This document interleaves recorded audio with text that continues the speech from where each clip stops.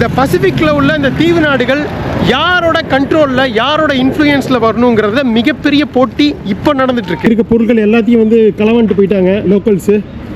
மிகப்பெரிய லெவலில் ஒரு கலவரம் நடந்தது 2021 சைனா டவுன் வாரம். ஒரு 10 ரூபாய்க்கு பொருள் வாங்குறோன்னா ஒரு 12 ரூபா 13 ரூபாய்க்கு விற்போம். இங்கே 10 ரூபாய்க்கு வாங்குறாங்கன்னா இங்கே 30 ரூபாய்க்கு விற்கிறாங்க.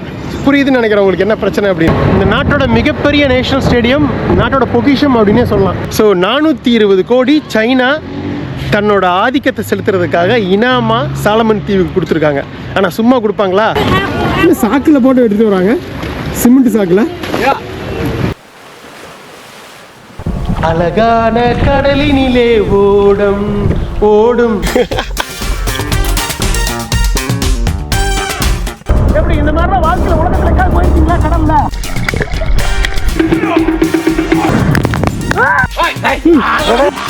செம மீன் பிடிச்சி வந்திருக்காரு. Super great fish. பாட்டி அழகா பண்றாங்க.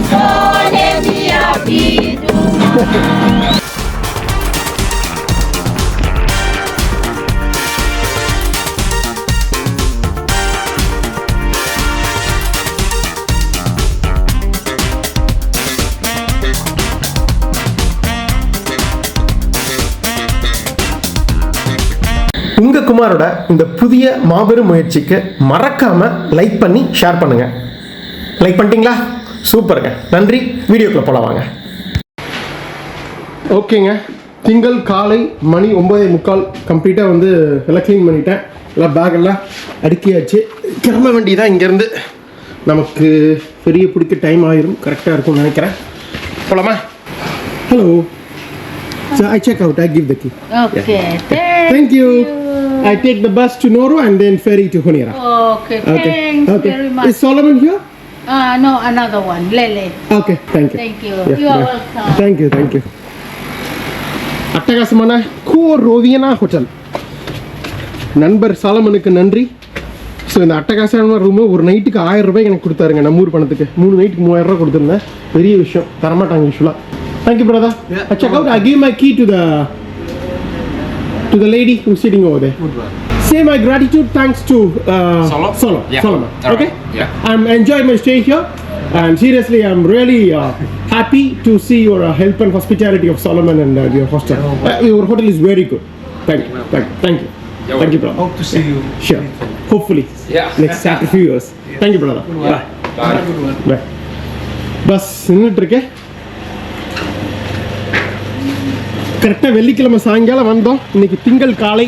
நம்ம நேரம் இந்த முண்டோ டவுனில் முடியுதுங்க. பாய். கோரோவியனா ஹோட்டல். நன்றி, வணக்கம். நான் உங்கள் குமார்.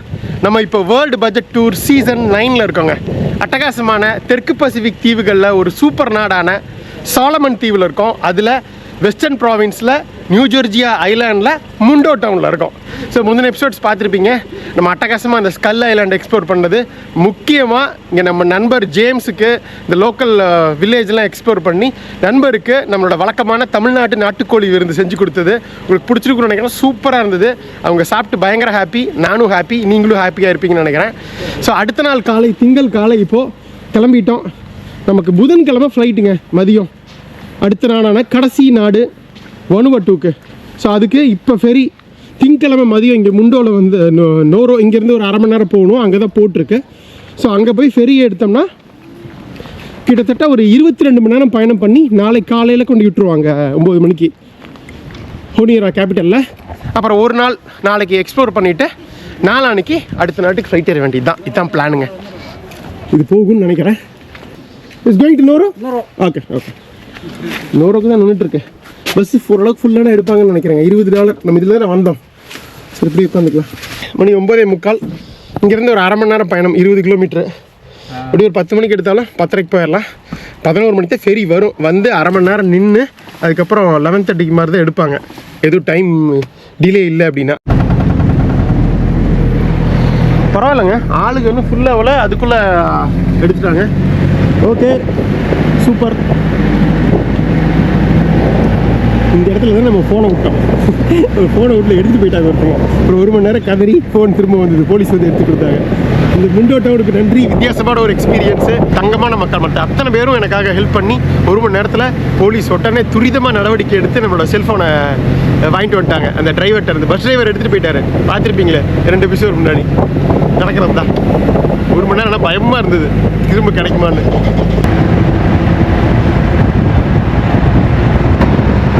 பாய் பாய். ஸ்கூலுக்கு போகிறாங்கன்னு நினைக்கிறேன் குழந்தைங்க. இல்லை இல்லை இன்னும் பேக்கெல்லாம் இல்லை, வீட்டுக்கு இப்போ வச்சுட்டு இருக்காங்க. வந்து விட்டோம். நோரோ வந்தாச்சு. அங்கிருந்து போட்டு அப்படியே இறக்கி விட்ருவாங்க. இங்கே தான் வெள்ளிக்கிழமை சாயங்காலம் வந்து கட்டுத்தடு மாதிரி போயிட்டு இருந்தேன். எப்படி போகிறேன்னு தெரியாது முண்டோவுக்கு. திரும்ப வந்தாச்சு. Okay, thank you friend. Yeah so மணி 10:40ங்க. ஆல்மோஸ்ட் 3/4 மணி நேரம் பண்ணிட்டாங்க. ஸ்லோவாக தான் வந்துச்சு. அங்கங்கே ஆளுகளை ஏற்றி இறக்கி. இப்போ பரவாயில்ல, நமக்கு ஒன்றும் பிரச்சனை இல்லை, டைம் இருக்குது. Kopran kho kho exporters MH case. கோப்ரானும் இல்லைங்க, கொப்பரை தேங்காய் கொக்கோவும் இங்கே விளையாட்டு இருக்குதுங்க. அந்த சாக்லேட் பண்ணுவோம்ல கொக்கோ, அந்த பீன்ஸு. ஹலோ சார், அது அந்த குட்டி கம்பெனி எக்ஸ்போர்ட் பண்ணுறது. Hello Marina to Honiara ferry now? Yeah, come. Oh, it's coming. Okay. What taken ba? Phone will stealing from you. Yeah. Phone steal. Yeah. I got it back from the driver. No problem. Police helped me to get back the phone. Thank you பாரு. இன்னும் நீ ஊர் ஃபுல்லாக தெரிஞ்சிச்சாட்டு இருக்குது. இங்கெல்லாம் ஒரு இந்த மாதிரிலாம் சொல்லுவாங்கல்ல, கிராமத்தில் ஒருத்தருக்கு தெரிஞ்ச ஊர் ஃபுல்லாக பரவிடுன்னு. இங்கே பாருங்க எங்கே தெரிஞ்சிருக்கு பாருங்க. நம்ம ஃபோன் வந்து திருட்டு போனது திரும்ப கிடச்சிருச்சான்னு கேட்குறாங்க. பரவாயில்ல, மக்கள் எல்லாம் பயங்கர இதாக தான் இருக்காங்க, பாசமாக தான். கிடச்சிருச்சா நேற்று முந்தின விஷயம் கூட பார்த்துருப்பீங்க. இந்த கிராமத்தில் எல்லாருக்கும் தெரிஞ்சிருச்சு. எல்லாரும் சொல்லிட்டாங்களாட்டிருக்கு, ஒரு பையன் இந்தியாவிலேருந்து வந்துருக்கான் டூரிஸ்ட்டு, அவன்கிட்ட இந்த பஸ் டிரைவர் வந்து ஃபோனை திருடிட்டு போயிட்டான் அப்படின்னு எல்லாரும் நல்லா துக்கம் விசாரிக்கிறாங்க. மதினி 11:45ங்க. வழக்கம் போல் வேலையை காட்டிடுச்சு. 3/4 மணி நேரம் லேட்டு. ஃபைனலாக வருது பாருங்க நம்மளோட சிங்கக்குட்டி தங்க கட்டி மெரினா 2 கீசோலேருந்து வந்துட்டுருக்கு. இங்கே நோரோவில் ஸ்டாப் பண்ணி அப்புறம் சீகோ, அப்புறம் நாளைக்கு காலையில், இன்றைக்கி சாயங்காலம் சீகோ போவோம். நம்ம முதல்ல வந்தது. நாளைக்கு காலையில் ஒரு 9-10 மணிக்கு கேபிட்டல் தலைநகரம் ஹொனியரா போயிடுவோம். ஸோ இதில் தானே வந்தோம், ஹொனியரா டு சீகே. ஞாபகம் இருக்கா உங்களுக்கு? வந்துருச்சுங்க. ஓகே, கிளம்ப வேண்டிய நேரம் வந்துருச்சு. எங்கேப்பா பேகு? அங்கே வச்சுருக்கேன், எடுத்துகிட்டு போகலாம். இந்த வெஸ்டர்ன் ப்ராவின்ஸில் நம்ம கிளம்ப வேண்டிய நேரம் வந்து விட்டது. மிகச்சிறப்பாக இருந்தது சில நாட்கள். கேட்டை திறந்துட்டாங்க, மக்கள் வராங்க பாருங்க. இருப்பாங்க, எப்படி இருந்தாலும் ஒரு 30-40 பேர் பக்கம் ஏறுவாங்க. ஸோ இந்த மெரினா 2 ஃபேரி சனிக்கிழமை சாயங்காலம் கேபிட்டல் ஹொனியராலேருந்து கிளம்பி ஞாயிற்றுக்கிழமை சாயங்காலம் கீசோ போகுதுங்க. மறுபடியும் திங்கக்கிழமை காலையில் இன்னைக்கு கீசோவிலேருந்து 9 மணிக்கு கிளம்பி இங்கே 11:30க்கு வந்துட்டு நாளைக்கு காலையில் 9 மணிக்கு கேபிட்டல் ஹொனியரா போகுதுங்க. ஸோ வாரத்துக்கு ஒரு நாள் இயக்காங்க இந்த ஃபெரி. இதே மாதிரி இன்னும் 2 ஃபெரி இருக்குது வெவ்வேறு நாட்களில். நம்ம உள்ளே போயிட்டு டோட்டல் இதே ஃப்ரீயாக தான் இருக்குது. இங்கே பாருங்க, செகண்ட் ஃப்ளோர் போய்க்கலாமா? நம்ம வழக்கமாக உட்காந்து அதே இடத்துக்கே போய் இப்போ ட்ரை பண்ணுவோம். இது கிடைக்குதானே? இதே சீட்டு ஞாபகம் இருக்கா உங்களுக்கு? இங்கே தான் படுத்து கிடந்தோம். இங்கே சார்ஜ் போட்டு அதே சீட்லேயே உட்காந்துருவோம். அதே பிளேஸ்க்கே வந்தாச்சு. ஃப்ரீயாக தான் இருக்குது, காலியாக தான் இருக்குது, ஒன்றும் பிரச்சனை இல்லை. வாடா. ஓகே, ஒரு 1/2 மணி நேரம் ஸ்டாப்க்கு அப்புறம் 12 மணிக்கு 12:15 கிளம்பியாச்சுங்க. அப்படியே வெளியில் வந்துருச்சு போர்ட்லேருந்து வந்து அப்படியே டேர்ன் பண்ணி போகுதுங்க. பாய் பாய் நோரோ மற்றும் முண்டா. போகலாம். சரி, ஓகேங்க, நானும் போய் தூங்குறேன். சாயங்காலம் சீக்கிரம் மீட் பண்ணுவோம். ஓகே, உகுலி முடிஞ்சது, சாப்பிட்டேன். டிக்கெட் எடுக்க வந்துட்டாங்க. சில பேர்லாம் ஃபோனில் ஃபோட்டோ எடுத்துகிட்டு வந்திருக்காங்க டிக்கெட்டை. Okay, thank you, sir. 600. I will return you $45. Yeah. To the master from Delhi. No, South India. Tamil Nadu. Oh, Tamil Nadu. Oh. Tamil Nadu, yes. This is my ticket. 555 600 கொடுத்தேன். Okay. Ticket. Okay, இவ்வளவுதான welcome ticket? to Pacific Island. Ugli to Honiara. This said Noro to Honiara. But Okay, same. same rate. No problem. No Okay. problem. 5550 ரூபாய் ticket. அதாவது எப்படின்னா இதில் அதாவது கீசோவில் ஏறினாலோ இல்லை முண்டோவில் இப்போ நம்ம நோரோவில் ஏறினாலோ இப்போ ஒரு ஸ்டாப் வந்தது உகிலி. இது வரைக்கும் ஒரு டிக்கெட் 555. இதுக்கப்புறம் சிகே வருது. சிகேலேருந்து ஏறினீங்கன்னா ஹொனேரியாவுக்கு 400 தான். ஃபெர்ரிக்கு மட்டுமே எவ்வளோ செலவு பண்ணியிருக்கேன்னா ஹொனேரியாவிலேருந்து ஃபஸ்ட்டு ஒரு 4000, அப்புறம் அங்கேருந்து 3000 செகே டு இது இன்னொரு அந்த இதில் பார்த்துருப்பீங்க 2 எபிசோடுக்கு முன்னாடி. சிகே டு நோரோவுக்கு வந்து பெரிக்கன் 1 அதில் 3000 செலவு பண்ணோம். ஸோ 4000 3000 7000, இப்போ ஒரு 5500 12500 ரூபா செலவு பண்ணியிருக்கோம் இந்த 3 ஃபெர்ரிக்கு மட்டும் இந்தியன் மணியில். இது வந்து ஃபெர்ரிக்கு. ஃப்ளைட்டில் 3 ஃப்ளைட்டு எடுத்துருந்தோம்னு வைங்களேன், கிட்டத்தட்ட நம்ம 50000 ரூபா செலவு பண்ணியிருக்கோம் 3 டொமஸ்டிக் ஃப்ளைட் மட்டும். அவ்வளோ காஸ்ட்லி. சரி ஓகே. இடையில உகிலி இறங்குச்சு. 2 இந்த முட்டை வேக வச்ச முட்டை வச்சுருந்தாங்க, அது ஒரு மீன் துண்டு, அப்புறம் அதெல்லாம் சாப்பிட்டேன். வயிறு நம்பிருச்சு ஓரளவுக்கு. ஓகே. இப்போ 6 மணிக்கு சிகே போவோம். அங்கே இறங்கி நைட்டுக்கு ஏதாவது வாங்கிட்டோம்னா மேட்ரு முடிஞ்சது. காலையில் ஒரு 10-11 மணிக்கு கேபிட்டல் ஹொனேரியா போகலாங்க. எல்லாரும் ஃப்ரீ, கம்ப்ளீட் ஷிப்பே ஃப்ரீயாக இருக்குது. ஆளுக்கு 3 சீட்டு ஒருத்தர் எடுத்துக்கிட்டாங்க பாருங்க. ஆஹா, மணி 10 மணி ஆகுது. நேற்று நைட்டு 10 மணிக்கு படுத்தது. 12 மணி நேரம் தூக்கம். குடல் கனால் தீவு வந்தாச்சு, நம்ம தீவு. அதில் கேபிட்டல் ஹொனேரா இங்கே இருக்குது. ஸோ கப்பல் இங்கே வந்துட்டு இருக்குங்க. இன்னும் ஒரு அரை மணி நேரம் டு 1 மணி நேரம் ஆகும். நேற்று நைட்டு நம்மளோட வழக்கமான இதில் சீகையில் தாங்க நின்றுச்சு கப்பல். ஸோ அங்கே போயிட்டு மீனும் சாப்பாடும் வச்சுருந்தாங்க, $15. அதை வாங்கி சாப்பிட்டேன். அதுவும் ஒரு தேங்காய் வாங்கி குடித்தேன். வயிறு நம்பிடுச்சு, வந்து படுத்துட்டேன். சரி, நம்ம தீவு இதான் கூடல் கனால் வந்தாச்சு. ஓப்பன் சீலேருந்து வந்திருக்கோம். இது எவ்வளோ ஃப்ளாட்டாக இருக்குது, ஒரு மலையாக இருக்குது தீவு. சரியான லேட்டு. 11 மணிக்கு வரும்னு சொன்னேன், 12:30 மணி. என்ன ஆச்சுன்னா கப்பல் அது வரைக்கும் வந்துருச்சு. கிட்டத்தட்ட ஒரு 3/4 மணி நேரம் அங்கே போட்டாங்க. உங்களுக்கு பார்க்கிங் ஸ்லாட் கிடைக்கல. இங்கே ஆல்ரெடி வேற ஒரு கப்பல் நின்றுறதுனால பார்க்கிங் இல்லாததுனால அங்கே போட்டு 3/4 மணி நேரம் கழிச்சு இப்போ தான் கொண்டு வந்துருக்காங்க. வந்தாச்சுங்க. மீண்டும் 10 நாட்கள் கழிச்சு ஹொனேரியா வந்துட்டோம். போன சனிக்கிழமை கிளம்புனது. இந்த வந்தாச்சுப்பா, இறங்கிட்டோம். சூப்பர். Thank you Marina too. இதே கப்பலில் போனோம், இதே கப்பலில் பார்சல் வாங்குறதுக்கு நிற்கிறாங்கன்னு நினைக்கிறேன். நிறைய பார்சல் அனுப்பிச்சிருக்காங்க, அதுக்காண்டி அனுப்பிச்சிருவாங்க.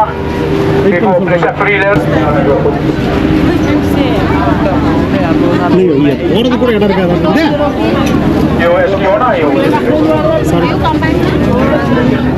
ஃபைனலாக இந்த மெரினா டூக்கு ஒரு நன்றி. பாய். ஸோ உங்களுக்கு தெரியும் நம்ம ஹோட்டல் அங்கே இருக்குது, சிட்டி மோட்டல். ஸோ அங்கே போயிட்டு தங்குவோம். ஆல்ரெடி நமக்கு $100 கொடுத்துருந்தாரு, அதையே பேசி வாங்கிக்கலாம். ஒரே ஒரு நைட்டு தான். நாளைக்கு இங்கேருந்து ஃப்ளைட்டுங்க. அடுத்த நாடு நாளைக்கு மதியம் 3 மணிக்கு அடுத்த நாடான வனுவட்டுக்கு, கடைசி நாடு. ஸோ இதெல்லாம் நீங்கள் பார்த்துருப்பீங்க. ஸ்ட்ரெயிட்டாக நான் இப்போ க்ளோஸ் பண்ணிக்கிறேன். குளிச்சு புறப்பட்டுட்டு மறுபடியும் நம்ம விலாகை கன்டினியூ பண்ணுவோம். எங்கேயாவது போவோம். ஓகேவா? வந்தாச்சுங்க. குளிச்சு புறப்பட்டு வந்துட்டோம். நம்மளோட சிட்டி மோட்டல். மணி 3. ஸோ வந்தேன் 1 மணிக்கு. லைட்டாக அப்படியே கொஞ்ச நேரம் ரெஸ்ட் எடுத்தேன். எந்திரிச்சு குளிச்சு புறப்பட்டாச்சு. நண்பர் நோயில் இருந்தாலும் $100 ஒத்துக்கிட்டாருக்கு ஒரு நைட்டு. ஸோ $1000 $100 கொடுத்தாச்சு, தங்கியாச்சு. ஸோ நாளைக்கு செக் அவுட் பண்ண வேண்டியது தான். ஓகே, இப்போ என்ன எக்ஸ்ப்ளோர் பண்ணலாம்? சைனாவை பற்றி பேசுவோமா? நீங்கள் பார்த்துருக்கீங்க தெரியும், இந்த சீரீஸ் ஃபுல்லாகவே இது ரத்த பூமி.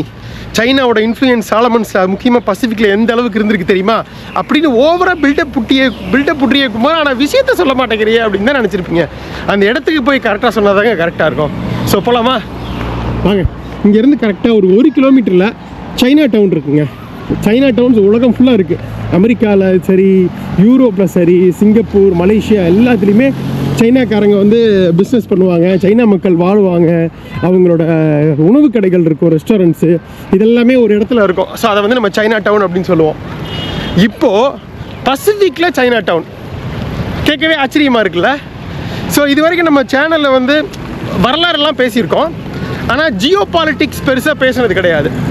அது முக்கியமாக இந்த பசிபிக்கில் உள்ள இந்த தீவு நாடுகள் யாரோட கண்ட்ரோலில், யாரோட இன்ஃப்ளூயன்ஸில் வரணுங்கிறத மிகப்பெரிய போட்டி இப்போ நடந்துகிட்ருக்கு. முக்கியமாக சைனாவா இல்லை அமெரிக்கா பேக் பண்ணுற ஆஸ்திரேலியாவா அப்படிங்கிறது தான். ஆஸ்திரேலியா கையில் இன்ஃப்ளூயன்ஸில் இருந்த பசிபிக் கொஞ்சம் கொஞ்சமாக நழுவி சைனா கையில் போயிட்டுருக்குதுங்க. அதை பற்றி பேசுவோம். அதுக்கு அந்த இடத்துக்கே போயிடுவோம். ஓகேவா? வாங்க. பாருங்க, ஒரு குட்டி நதி வருது. ஆனால் அநியாயத்துக்கு பிளாஸ்டிக்கை போட்டு நதியே பால் பண்ணி வச்சுருக்காங்க. இந்த மலைத்தொடர்லேருந்து வருதுங்க நதி, அப்படியே ஓடி அந்த பக்கம் பாருங்கள் கடலில் கலக்குது.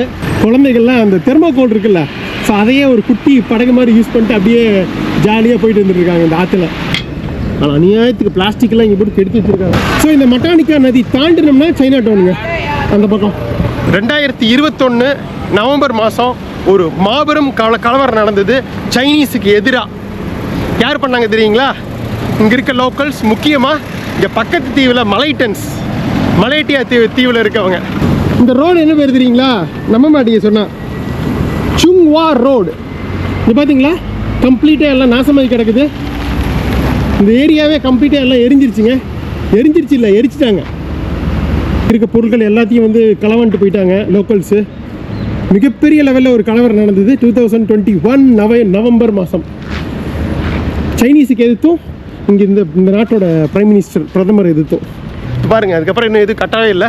காலங்காலமாகவே சாலமன் தீவுகள் வந்து தைவானுக்கு சப்போர்ட் பண்ணிகிட்டு இருந்ததுங்க. தைவான் வந்து சைனாவிலேருந்து தனியாக வந்து இண்டிபெண்ட்டாக வந்து அவங்களுக்குன்னு ரூல், அவங்களுக்குன்னு ஆட்சி தனியாக ஆண்டுட்டு இருந்தாங்க. ஆனால் இப்போ இந்த ரீசெண்டாக 2019 அப்புறம் சைனா வந்து தைவானை இது எங்களுக்குள்ள ஒரு பகுதி, அது தனி நாடெல்லாம் கிடையாது அப்படின்னு சொல்லிட்டு அப்போ இருந்து பிரச்சனை ஆரம்பித்து இது வரைக்கும் போயிட்டுருக்குது. இப்போ நான் வீடியோ எடுத்துகிட்டு இருக்கேன் இந்த நேரத்தில் கூட தைவானை சுற்றி இந்த பிரச்சனை பண்ணுறது, அடிக்கடி இந்த மாதிரி இதெல்லாம் பண்ணுறதுன்னு பண்ணிகிட்டு இருக்கிறாங்க சைனீஸு.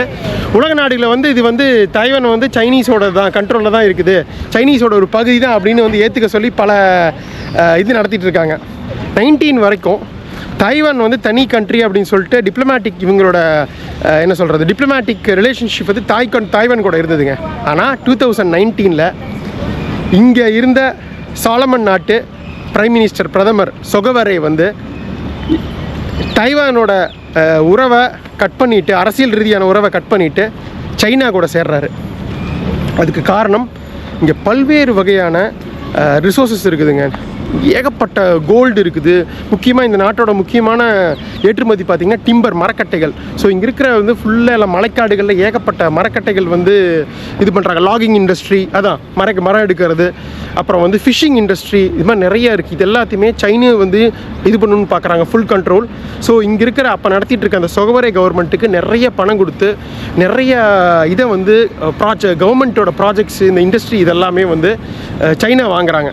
ஸோ இதனால் இங்கே இருக்கிற லோக்கல் வந்து பயங்கர கொதிப்படைகிறாங்க. இந்த மலைட்டன்ஸ் இருக்காங்கல்ல, முக்கியமாக அவங்க வந்து தாய்வானுக்கு சப்போர்ட்டு. ஸோ அவங்களுக்கு சுத்தமாக பிடிக்கல. 2019 சாலமன் தீவுகளோட அரசியல் ரீதியான சப்போர்ட் வந்து டிப்ளமேட்டிக் டைஸ் வந்து சைனாவுக்கு மாறுறது, அது ஒரு காரணம்.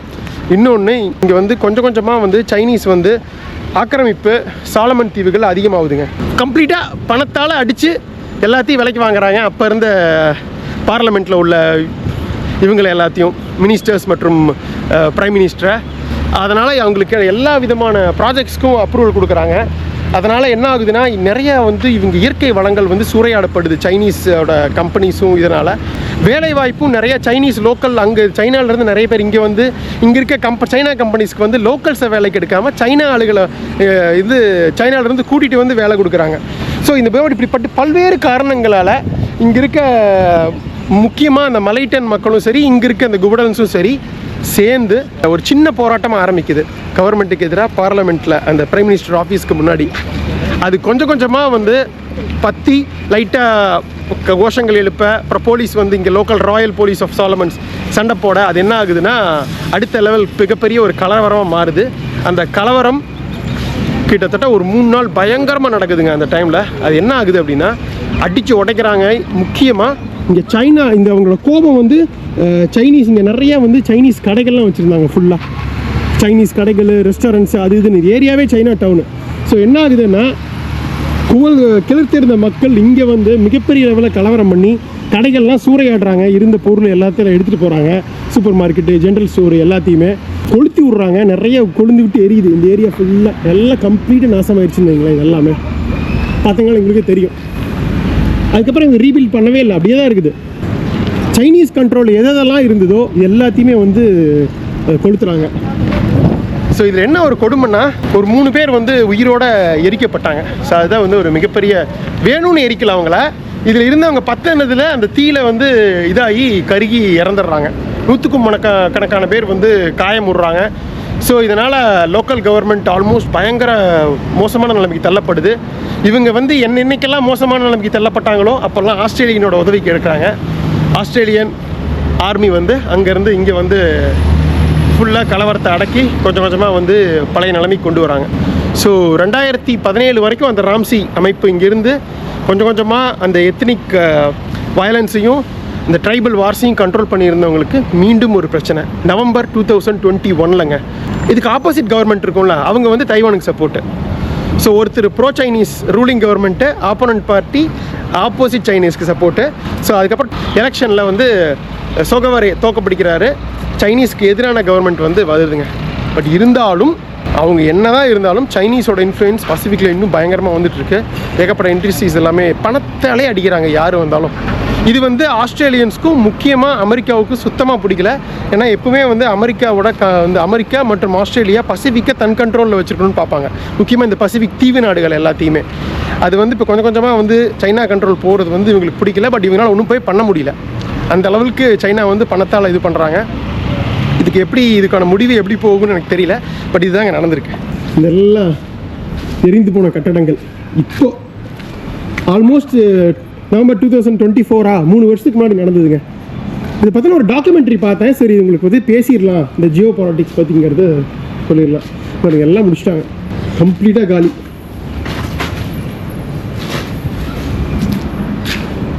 இந்த ரோடு எல்லாம் சைனீஸ் டவுன் தான், சைனா டவுன் தான்.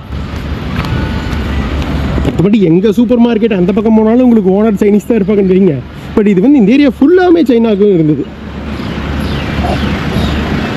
இந்த கடை மறுபடியும் திறந்துருக்காங்களாட்டு இருக்குது, மூடி வச்சுருந்தவங்க. ஸோ கொஞ்சம் கொஞ்சமாக தான் ரிக்கவர் ஆகிருக்குதுங்க. லிண்டா குவன் பில்டிங் பாருங்க, குவன் தான் ரோடு பாருங்க, இது எல்லாமே எரிக்கப்பட்டிருக்கு. இது இந்த பில்டிங்கு. ஸோ எத்தனையோ சைனா டவுன் பார்த்துருக்கேன். சும்மா தக்கன்னு இருக்கும், பயங்கரமாக பிஸ்னஸ் நடத்திட்டு இருப்பாங்க. பட் இந்த இடத்துல வந்து லோக்கல்ஸ் சைனீஸை வந்து வீழ்த்துணுங்கிறதுக்காகவே இந்த லெவலுக்கு அடிச்சாட்டியம் பண்ணியிருக்காங்க.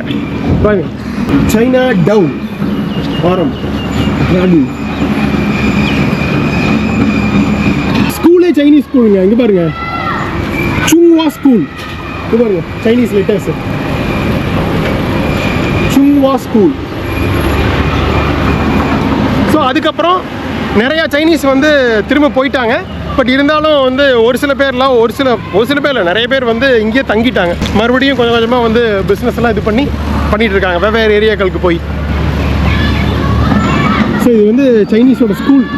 இங்கே மட்டும் இல்லை, பிரைம் மினிஸ்டர் ஆஃபீஸெல்லாம் போய் வெளியில் உட்காந்து போராட்டம் நடந்தது. கொஞ்சம் கொஞ்சமாக வந்து அடிதடியாகி கலவரமாகி உள்ளுக்குள்ளெல்லாம் போய் அடித்து உடச்சிருக்காங்க ஆஃபீஸ் எல்லாமே, பார்லமெண்ட்டு, பிரைம் மினிஸ்டர் ஆஃபீஸு எல்லாமே. ஸோ மிகப்பெரிய லெவலில் போய் தான் ஆஸ்திரேலியன் ஆர்மி உள்ளே வந்து கண்ட்ரோல் பண்ணியிருக்காங்க. இவங்களுக்கு தான் ஆர்மி இல்லையே, பேசிட்டு போகல, இங்கே இருக்கிற போலீஸ்னால வந்து இவங்களை கண்ட்ரோல் பண்ண முடியல. ஸோ இது மாதிரி ஒரு ரத்த பூமி இந்த சாலமன்ஸு. ஆக்சுவலாக நான் ரொம்ப விஷயத்த ரொம்ப ரத்தன சுருக்கமாக சொல்லியிருக்கேன்.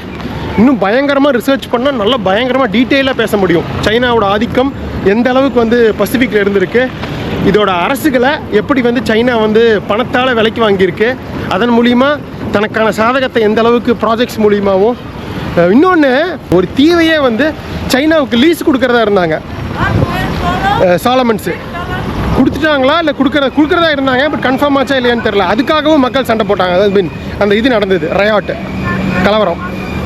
என்ன காரணம்னா, சைனா வந்து ஒன்று தாங்க, பசிபிக்கை பொறுத்த வரைக்கும் இந்த எல்லா நாடுகள் பசிபிக் தீவு நாடுகள்லையும் அதோட கண்ட்ரோலுக்கு வந்துருச்சுன்னா இந்த பசிபிக் ஃபுல்லாக அவங்க கண்ட்ரோலில் வந்த மாதிரி. இன்கேஸ் வரும் நாட்களில் ஏதாவது விதமான போரோ இல்லை எதுவோ வந்தாலும் சைனானால் கம்ப்ளீட்டாக வந்து இந்த ஏரியாவை கண்ட்ரோல் பண்ண முடியும். இது எனக்கு ரொம்ப டீப்பாலாம் தெரில, ஏதோ எனக்கு தெரிஞ்ச இதில் சொல்லிகிட்டு இருக்கேன். ஜியோ பாலிட்டிக்ஸ் வச்சு அடிக்கடி வெடிக்கும். அப்புறம் எப்படி இருந்தாலும் சைனா இல்லாமல் வேறு எதுவும் பண்ண முடியாது அப்படிங்கிற ஒரு சிச்சுவேஷன் புரிஞ்சு அதுக்கப்புறம் அப்படியே ஆஃப் ஆயிரும். பட் இருந்தாலும் இந்த விஷயத்தில் வந்து ஆஸ்திரேலியாவும் சரி அமெரிக்காவும் சரி அவங்களால ஏற்றுக்க முடியாது பசிபிக் வந்து சைனா கண்ட்ரோலில் வர்றதை. பட் அதனாலேயே ஆஸ்திரேலியா வந்து சாலமன்ஸ்க்கு நிறைய ஹெல்ப் பண்ணுறாங்க. காலங்காலமாக ஹெல்ப் பண்ணிட்டு வந்துருக்காங்க. நம்மளாம் பார்த்துருப்போம் நிறையா மார்க்கெட்ஸு, ஹாஸ்பிட்டல்ஸு, இதெல்லாம் வந்து அந்த சீகே கிராமத்தில் வெஸ்டர்னில் கூட பார்த்துருப்போம். நிறைய இடங்களில் வந்து இவங்களோட ப்ராஜெக்ட்டுக்கெல்லாம் வந்து பணம் கொடுத்து உதவி இருக்காங்க, ஃபண்டிங் பண்ணியிருக்காங்க ஆஸ்திரேலியா. ஸோ அதனால் இப்பயும் ஜாஸ்தியாக பண்ணுறாங்க. இது வந்து சாலமன் நம்ம கண்ட்ரோலில் வச்சுக்கணும் அப்படின்னு சொல்லிட்டு சைனீஸை மீறி. ஸோ இதுதாங்க நடந்துட்டு இருக்கிறது. பட் சைனீஸ் வந்து சும்மா கிடையாதுங்க, பயங்கரமான உழைப்பாளிகள். இன்னொரு அவங்களுக்கு கொடுக்குற நெட்வொர்க் இருக்குது பார்த்தீங்களா, அது யார்ட்டையுமே கிடையாது உலகத்தில் எங்கெங்கெல்லாம் வந்து பணம் வந்து சம்பாதிக்க முடியும், பிஸ்னஸை பயங்கரமாக ப்ராஃபிட்டபுளாக ரன் பண்ண முடியும்னா சைனீஸ் அங்கே இருப்பாங்க. பசிபிக்கில் பொருள்களை வந்து ஒட்டுக்கா வந்து கொள்முதல் பண்ணி சில்லறையாக விற்கிறதுல பயங்கர லாபங்க. நம்ம நாடுகளை விட இங்கே அதிக லாபம். ஏன்னா எல்லாமே வந்து பொருள்கள்லாம் வந்து வெளிநாடுகள்லேருந்து முக்கியமாக வந்து நிறையா வந்து இறக்குமதி ஆகும் பட்சத்தில் நிறையா வந்து 2 மடங்கு 3 மடங்கு லாபம் வச்சு விற்கிறாங்க. அதனால தான் பொருட்கள் எல்லாமே இம்போர்ட் ஆகிற பொருட்கள் எல்லாமே பயங்கர காஸ்ட்லியாக இருக்குது. ஒரு 10 ரூபாய்க்கு பொருள் வாங்குறோன்னா ஒரு 12 ரூபா 13 ரூபாய்க்கு விற்போம். இங்கே 10 ரூபாய்க்கு வாங்குறாங்கன்னா இங்கே 30 ரூபாய்க்கு விற்கிறாங்க. புரியுதுன்னு நினைக்கிறேன் உங்களுக்கு என்ன பிரச்சனை அப்படின்னு. அதனாலேயே லோக்கல்ஸ்க்கு கோபம். பட் லோக்கல்ஸ்னால் அவ்வளோ இன்வெஸ்ட்மெண்ட் பண்ணி முதலீடு பண்ணி தொழில்கள் தொடங்க முடியலைங்க. முதலீடு பண்ணுற அளவுக்கு பணமும் அதை விருத்தி பண்ணுற அளவுக்கு நெட்வொர்க்கும் சைனீஸ்கிட்ட இருக்குது. லோக்கல்ஸ்கிட்ட பணமும் இல்லை, நெட்வொர்க்கும் இல்லை. அதனால் அவங்களால தொழில்கள் எதுவும் பண்ண முடியல. வாங்கும் இடத்துல இருக்காங்க, விற்கிற இடத்துல சைனீஸ் இருக்காங்க.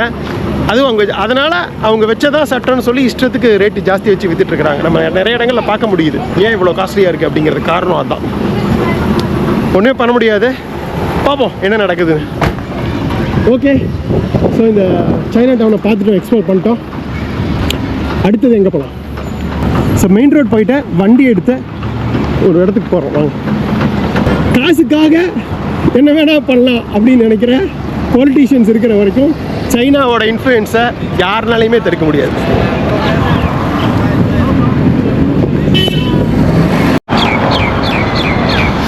அப்படியே போயிட்டு இருந்தேன். இந்த பக்கம் பார்த்தா இது ஒரு ஹை ஸ்கூலுங்க. 12 or 13 ஹலோ வரைக்கும் இருக்குன்னு நினைக்கிறேன். பசங்களாம் ஃபுட்பால் விளாண்டுருக்காங்க. ஹலோ ஓ தான் ஸ்கூல் அங்கேருந்து வந்துட்டு இருக்காங்களா. Hello India. Yes India. சிரிப்பு. இந்தியானா உங்களுக்கு பிடிக்குங்க. என் சாலமன் தீவிரவாசிகளுக்கு சைனா தான் பிடிக்காது, இந்தியா பிடிக்கும் உங்களுக்கு. சைனாவும் மக்கள்லாம் தப்பு சொல்ல முடியாது. மக்கள்லாம் நிறைய சைனாவில் தங்கமான மக்கள் இருக்காங்க, பயங்கர மேல் பண்ணுவாங்க. பாலிட்டிஷியன்ஸ் பண்ணுற இது அவங்களுக்கு ஒரு தரப்பு நியாயம் இருக்கும். நம்ம அதில் கருத்தாக சொல்ல முடியாது. என்ன நடந்திருக்கு அப்படிங்கிறத சொல்லியிருக்கேன், அவ்வளோதான். நான் எந்த சார்பு எடுக்கலப்பா.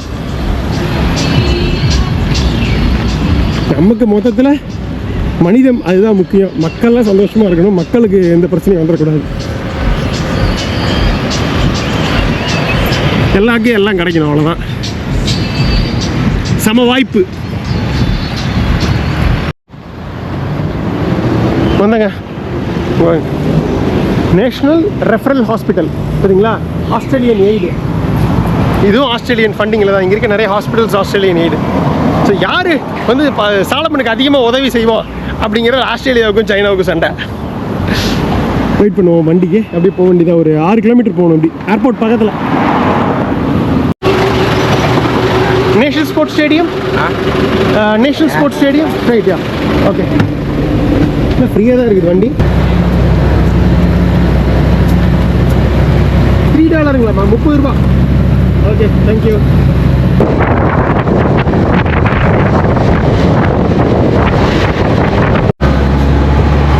வந்தாச்சுங்க stadium, national sports stadium Solomon's. இந்த நாட்டோட மிகப்பெரிய நேஷனல் ஸ்டேடியம், நாட்டோட பொக்கிஷம் அப்படின்னே சொல்லலாம். இதை தானமாக கொடுத்தது சைனீஸ். பேசுவோம் இறங்கிட்டு. Thank you brother.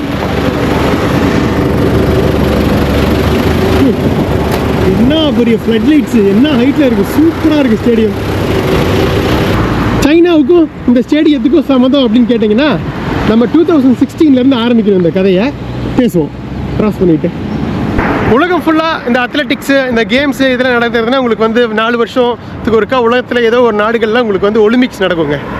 அப்புறம் இந்த ரீஜனல் வைஸ், இப்போ ஃபார் எக்ஸாம்பிள் இப்போ நம்ம ஏஷியானா ஏஷியா கப்பு இல்லை ஏஷியா கேம்ஸ் நடக்கும் 4 வருஷத்துக்கு ஒருக்கா இல்லை 5 வருஷத்துக்கு ஒருக்கா. யூரோப்பியன்னா யூரோப்பியன் கேம்ஸ் அப்படின்னு நடக்கும்.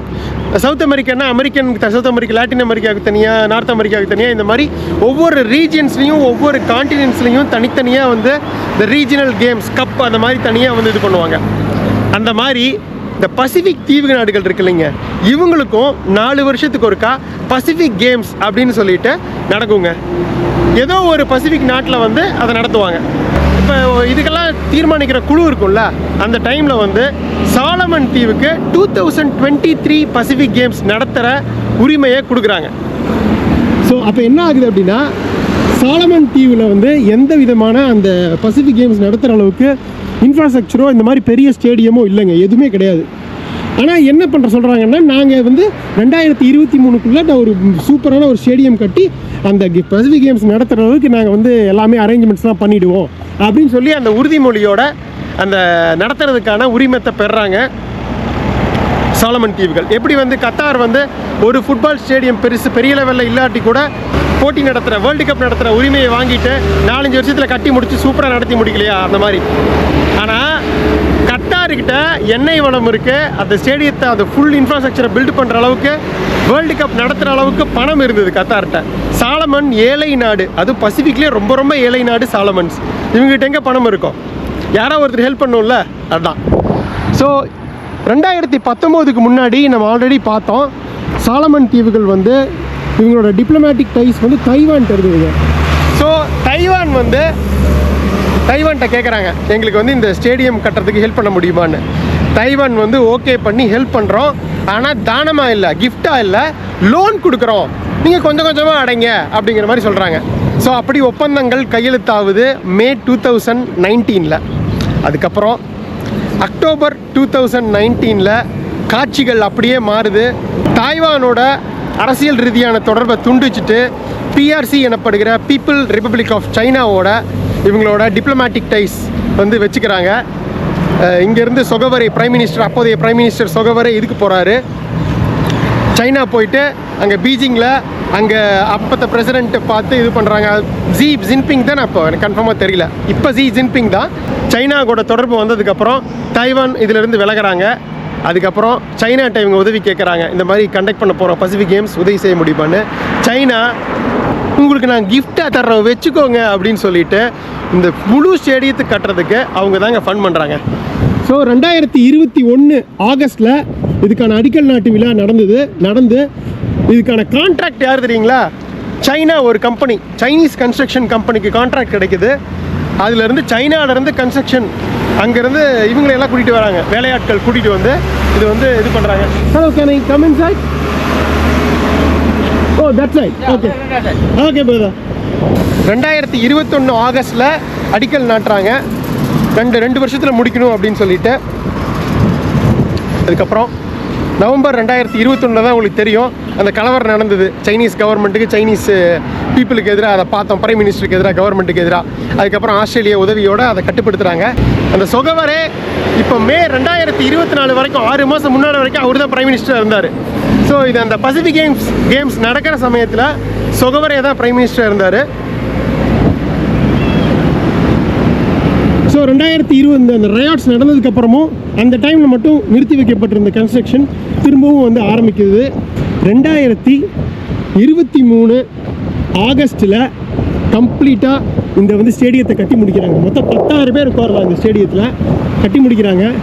கட்டி முடித்து 18 ஆகஸ்ட் 2023 இது வந்து இனாக்ரேஷன் பண்ணுறாங்க. பிரைம் மினிஸ்டர் சொகவரே தான் இனாக்ரேட் பண்ணுறாரு.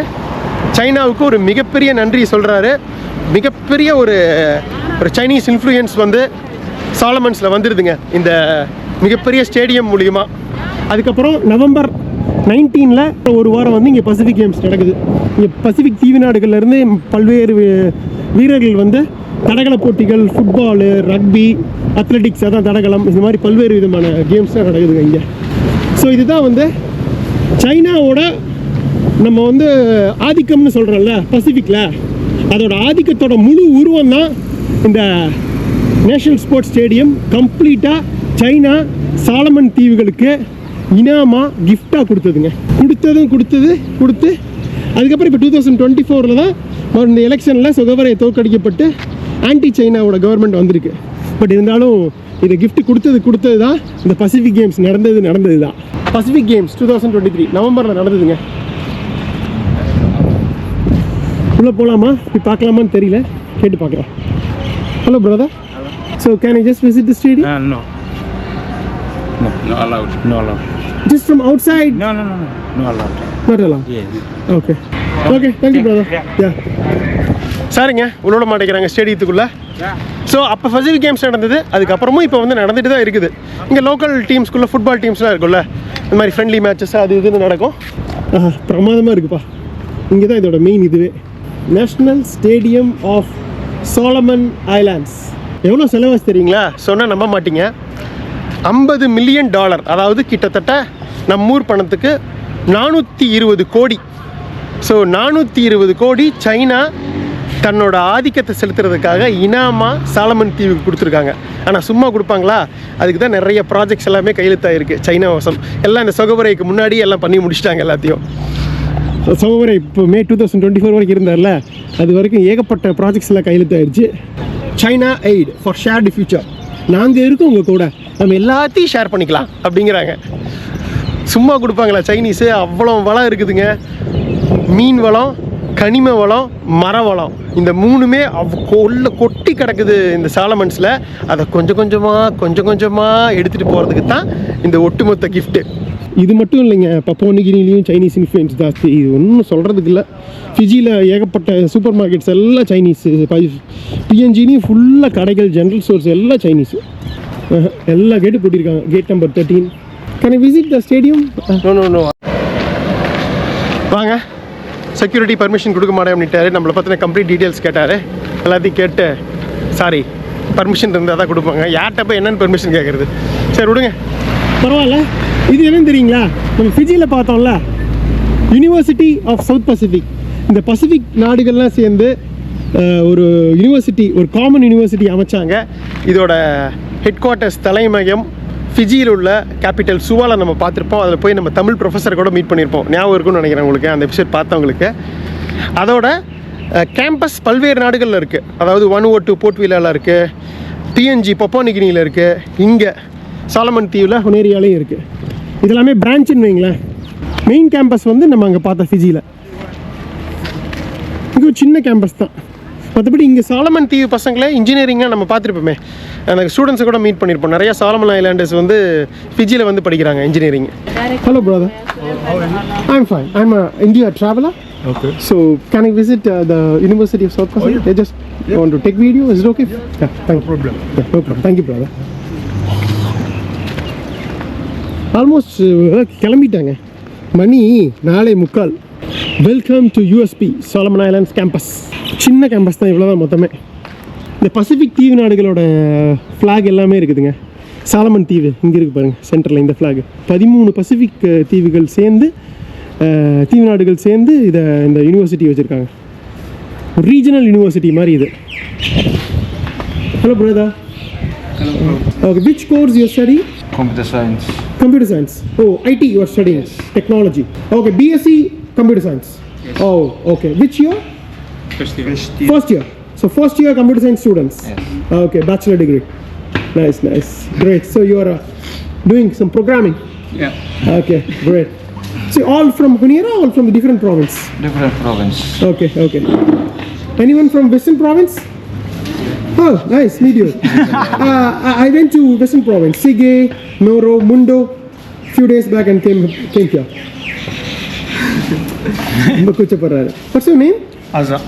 Nice meeting you, brother. Thank you. Okay, see you guys. I just want to have a talk. That's it. Engineering இல்லைன்னு நினைக்கிறாங்க இவ்வளோ சின்ன கேம்பஸ். ஏன்னா இங்கேயே இன்ஜினியரிங் இருந்தால் இங்கேயே பசங்க படிப்பாங்க. ஃபிஜி வந்து படிச்சிருக்க மாட்டாங்க. இங்கே மெயினாக ஆர்ட்ஸ் இருக்குது. பிஎஸ்சி கம்ப்யூட்டர் சயின்ஸ் பசங்க ரொம்ப வெக்கப்படுறாங்க பேசுகிறதுக்கு. ஆனால் ஆல்மோஸ்ட் கலையிலேருந்து காணப்படுகிறது எல்லாம் கிளம்பிட்டாங்கன்னு நினைக்கிறேன். Advice from our directors. Okay. Not to allow. Okay, I'll go. Yeah, thank you. Sir. ஓகேங்க, போகலாம். Thank you brother. ஃபிஜியில் நம்ம எடுத்தோம், யாரும் எதுவும் சொல்லலை. இங்கே வந்து நமக்கு வருங்க வந்து சொல்லிட்டாரு போக வேண்டாம்னு. ஆல்மோஸ்ட் முடிகிற நிலமையில தான் இருக்கோம். போகலாம். எனக்கு தெரிஞ்ச அடுத்து போகிற வனுவட்டியிலையும் இந்த கேம்பஸை பார்ப்போம்னு நினைக்கிறேன். யூஎஸ்பி பார்க்கலாம். இந்த பக்கம் ஃப்ரண்ட்டுக்கு வந்துட்டேங்க. உள்ளே தான் விட மாட்டேங்கிறாங்க. நம்ம இங்கேருந்தே பார்த்துட்டு போயிடலாம். ஓகே, ஸோ இதுதான் அந்த ஸ்டேடியம் பார்த்துக்கோங்க. ஸோ டோட்டலாக இந்த பக்கம் ஒரு 5000, இந்த பக்கம் 5000, மொத்தம் 10,000 சீட் இருக்குது. ஸோ சுற்றியும் வந்து அத்லெட்டிக்கு, தடகளம், ரன்னிங்கு, மற்ற விஷயங்கள்லாம். சென்டரில் வந்து ஃபுட்பால் இதுங்க, ஃபுட்பால், ரக்பி, மற்றதெல்லாம் இது பண்ணிக்கலாம். ஸோ இது வெஹிக்கிள் எக்ஸிட் இருக்குது, என்ட்ரி எக்ஸிட்டு. மெயின் என்ட்ரன்ஸ் அங்கே தான் இருக்குது. சரிங்க, இந்த ஸ்டேடியத்துக்கு ஒரு நன்றி, நேஷ்னல் ஸ்போர்ட்ஸ் ஸ்டேடியம். நம்ம அப்படியே வெளியில் போயிட்டு பஸ் பிடிச்சி திரும்ப போக வேண்டியதுதான். ஸோ அதோட எக்ஸ்டென்ஷன் இந்த பக்கம் வரைக்கும் நீளுதுங்க. இந்த பக்கம் பாருங்க, டென்னிஸ் விளையாண்டுருக்காங்க. ஸோ டென்னிஸ் கோர்ட்டு, சைனீஸ் ஸ்டூடெண்ட்ஸ்லாம் இருக்காங்க. சாலமன் ஐலாண்டர்ஸும் இருக்காங்க, பட் சைனீஸும் இருக்காங்க. ஹலோ, ஒரு சாலமன் ஐலாண்டர் வர்சஸ் ஒரு சைனீஸ் டென்னிஸு. குட்டி பசங்களாம் அந்த பக்கம் விளையாண்டுருக்காங்க, சைனீஸ் பசங்க.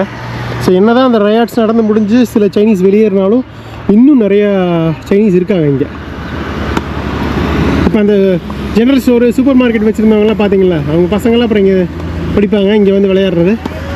ஸோ எல்லா நாட்டிலையும் எல்லா இடத்துலையும் மிகப்பெரிய ஏற்றத்தாழ்வுகள் இருக்குது. ஒரு பக்கம் மிகப்பெரிய ப்ராஜெக்ட்ஸ், அதெல்லாம் அந்த பக்கம் இருக்கட்டும். ஐ மீன் கவர்மெண்ட் ரிலேட்டான விஷயங்கள். இங்கே சாதாரண ஜென்ரல் ஸ்டோர் வச்சுருக்காங்க பார்த்தீங்களா, அவங்களுமே நல்லா மிகப்பெரிய லெவலில் பணக்காரங்களாக தான் இருக்காங்க. நம்ம பார்த்தோமே, ஏன்னா அவ்வளோ லாபம் ஜாஸ்தியாக விற்கிறாங்க, பயங்கரமாக வந்து பிஸ்னஸ் பண்ணுறாங்க. இங்கிலீஷே தெரியல நிறைய பேருக்கு, இருந்தாலும் வந்து அவ்வளோ லாபகரமாக, வெற்றிகரமாக வந்து தொழில் பண்ணிகிட்ருக்காங்க இந்த பசிபிக்கில். ஏன்னா அது எல்லாத்துக்கும் காரணம் முக்கியமானது நெட்வொர்க்குங்க.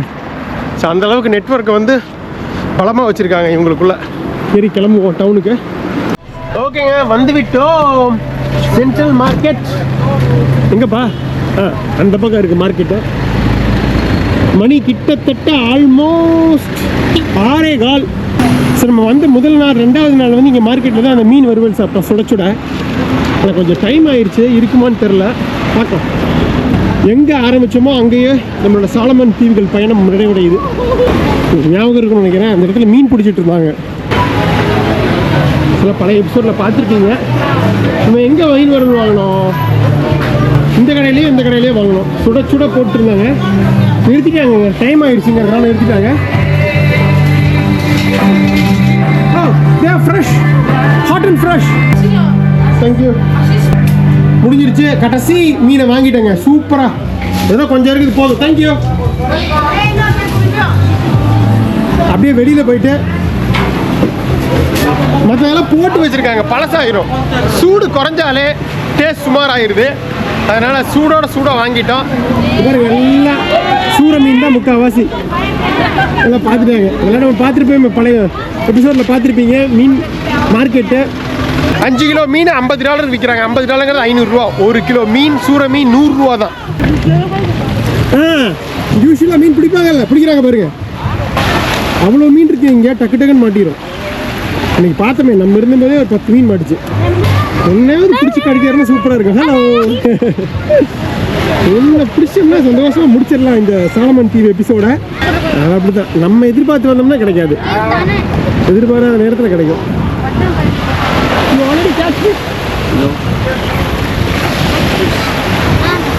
சரி, ஓகே, இது ஒத்து வராது. அன்றைக்கி நம்ம பிடிச்சிட்டோம். ஸோ இதெல்லாம் பெரிய படகுல பிடிச்சி வந்துருக்காங்க மீனவர்கள். ஐயோ சாமி, 25-30 கிலோ இருக்குங்க, வாய்ப்பே இல்லை. என்ன சைஸு? எல்லோ ஃபின் ஃபிஷ்ஷுங்க, டியூனா கிடையாது. கிட்டத்தட்ட அதே மாதிரி இருக்கும், ஆனால் இது எல்லோ ஃபின்.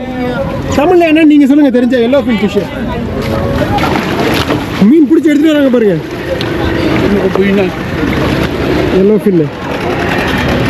மீனவர்கள்லாம் வந்துட்டு இருக்காங்க வரிசையாக. இல்லை, சாக்கில் போட்டு எடுத்துகிட்டு வராங்க, சிமெண்ட் சாக்கில். ஃபிஷ், யா, ஆல் டியூனா, எல்லோ ஃபின். பயங்கர சீப்புங்க இங்கெல்லாம். கிலோ 100 ரூபா மீன். இது நிறைய கிடைக்கிறதுனால இது விலையே கிடையாது, இதுக்கு சீப்பாக தான் கிடைக்குது. சும்மா கேட்டு பார்க்கலாம். How much this fish? $400. பாருங்க, 40 கிலோ இருக்கும்னு நினைக்கிறேன். 400 எவ்வளோ? 4000 ரூபாய் இந்தியன். இவ்வளோ பெரிய மீன் 4000 ரூபாய். நம்ம ஊரில் 4 கிலோ 1000 ரூபா சொல்லுவாங்க. இப்படி இருக்கு பாருங்க இடம். அந்த பக்கம்